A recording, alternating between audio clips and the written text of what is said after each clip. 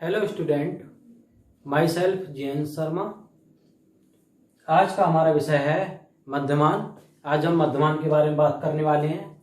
मध्यमान को हम औसत, समांतर माध्य इन नामों से भी पुकारते हैं। अब बात करते हैं कि मध्यमान होता है क्या।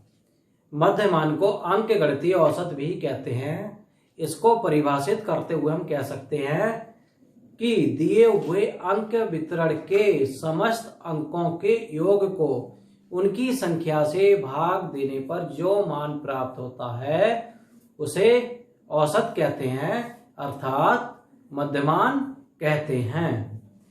The mean is the sum of separate scores for measures divided by their numbers. अब बात करते हैं कि मध्यमान का प्रयोग कब करना चाहिए। व्हेन टू यूज मीन, जब अधिक विश्वसनीय और शुद्ध केंद्रीय प्रवृत्ति की गणना करनी हो, जब दिए हुए अंक वितरण के प्रत्येक अंक को समान महत्व देना हो। मध्यमान की गणना उस समय भी की जाती है जब दिया हुआ अंक वितरण सामान्य हो। प्रमाणिक विचलन और सहसंबंध गुणांक की गणना आदि में भी समांतर माध्य का प्रयोग किया जाता है। अब बात करते हैं मध्यमान की गणना, कैलकुलेशन ऑफ मीन।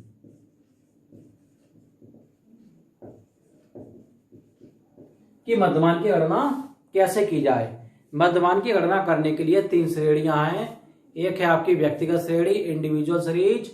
दूसरी आपकी डिस्क्रीट सीरीज यानी कि खंडित श्रेणी, और तीसरी आपकी कॉन्टिन्यूअस सीरीज यानी कि सतत श्रेणी। आज हम बात करेंगे व्यक्तिगत श्रेणी के बारे में।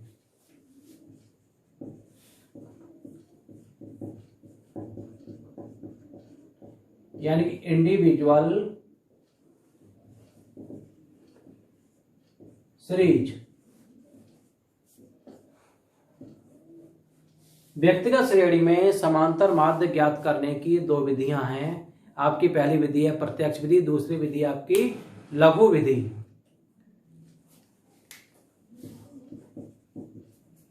प्रत्यक्ष विधि यानी कि डायरेक्ट मेथड। आज हम इस विधि की बात कर रहे हैं।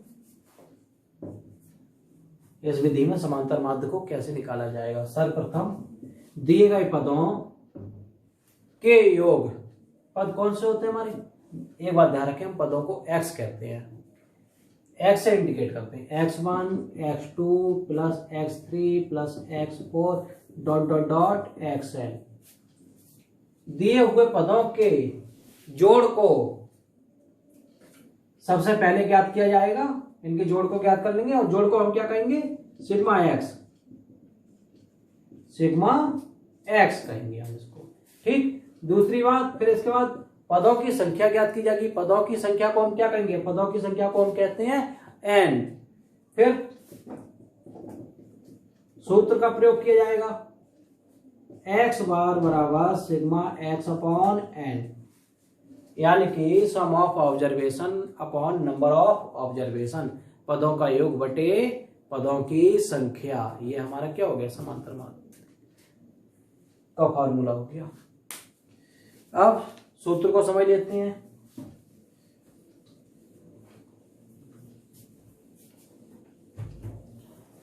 हमने लिखा था x बार क्या होता है, अरिथमेटिक मीन यानी कि समांतर माध्य।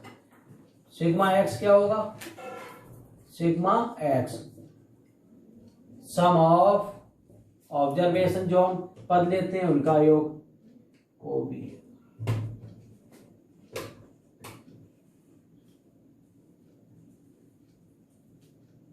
n क्या होगा, नंबर ऑफ ऑब्जर्वेशन।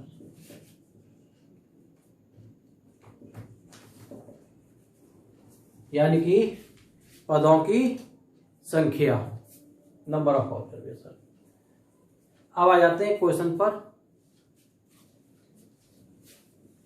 कि आपको एक क्वेश्चन दे रखा है,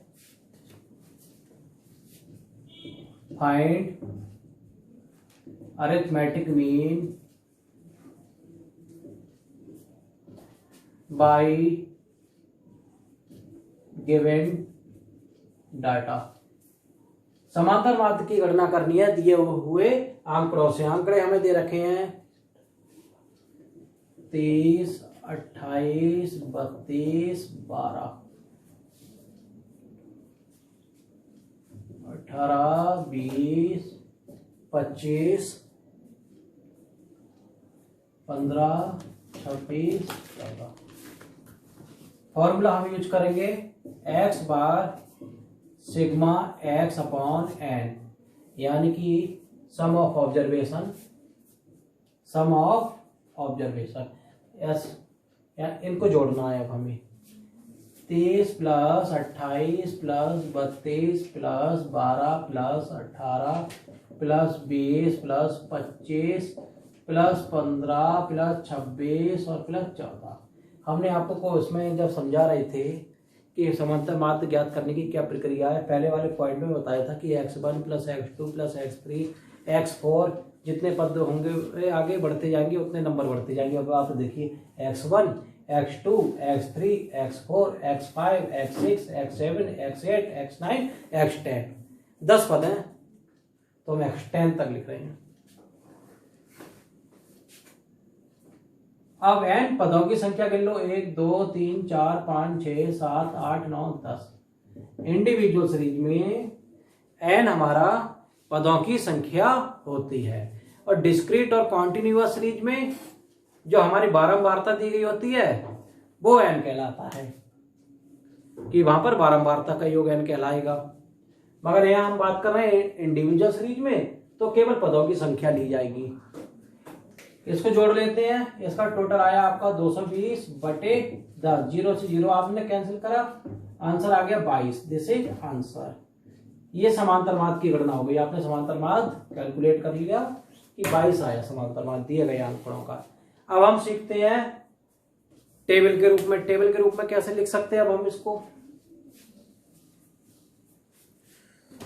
हमारे ये पद है 10, ऐसा करते हैं हम इसके लिए सीरियल नंबर दे देते हैं अब, और x ही हमारे पद हो जाएंगे। 1 2 3 4 5 6 7 8 9, ये 10 होगा भाई। n बराबर क्या हो गए, 10 पद हो गए। ठीक, फिर 30 28 32 12 18 20 25 15 26 और 14। x ये पद लिख लिए। इन पदों का योग कितना आया, पदों के योग को क्या कहेंगे हम, सिग्मा x बराबर 220। पदों की संख्या को क्या कहेंगे हम, n बराबर 10। पदों के योग को कहेंगे सिग्मा x। 220 आ गया। फॉर्मूला हमने पुट किया, यहाँ पे फॉर्मूला लगाया सिग्मा x अपॉन n। भाई x की वैल्यू हम कितनी निकाल कर लाए यहाँ पर इस रूप में, 220 बटे 10। अब ने 0 से 0 कैंसिल करा, कितना बच गया, 22।